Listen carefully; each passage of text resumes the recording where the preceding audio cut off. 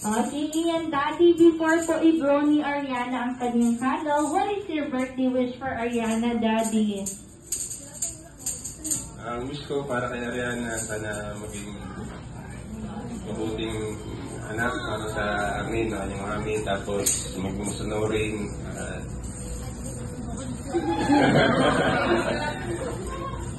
Maging mabuti sa ayos niya ang pag-aaral pa niya, mas lalong galingan pa niya lalo ngayong college na siya.